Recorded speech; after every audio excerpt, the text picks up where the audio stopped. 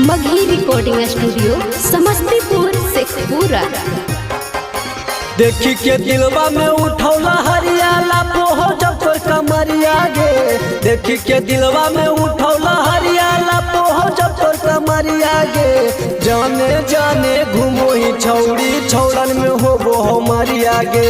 जाने जाने घूमो ही छौड़ी छौड़न में होबो हमारिया गे। देखी के दिलवा में उठौला हरियाला पोहो जब तोर कमरिया गे। देखी के दिलवा में उठौला हरियाला पोहो जब तोर कमरिया गे। जाने जाने घूमो ही छौड़ी छौड़न में होबो हमारिया गे।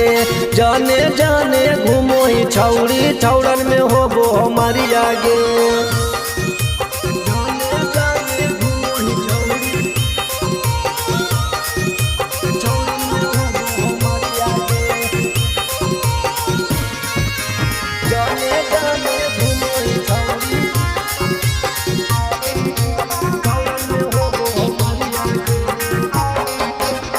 रोडबा पर चालो ही कमर हिला के साजला होई पिकाटा के गे छौड़ी।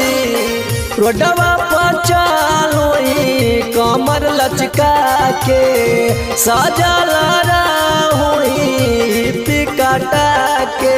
देखी के छौड़न में होबो है मारिया फेरो ही जब नजरिया गे। देखी के छौड़न में होबो है मारिया फेरो ही जब नजरिया गे। जाने जाने घूमो ही छौड़ी छौड़न में होबो हमारिया गे। जाने जाने घूमो ही छौड़ी छौड़न में होबो हमारिया गे।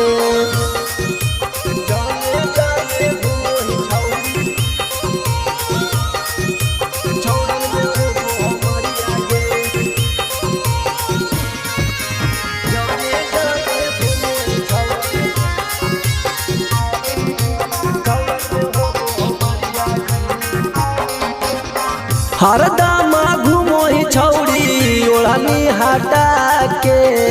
बीपी ना दादा न रहतौ एक दिन पाटा के। हरदमा घूमो ही छौड़ी ओढ़नी हटा के।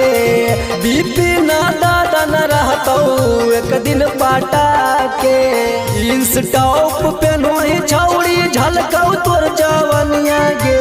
जींस टॉप पहनो ही छौड़ी झलकौ तोर जवनिया गे। जाने जाने घूमो ही छौड़ी छौड़न में होबो हमारिया गे। जाने जाने घूमो ही छौड़ी छौड़न में होबो हमारिया गे।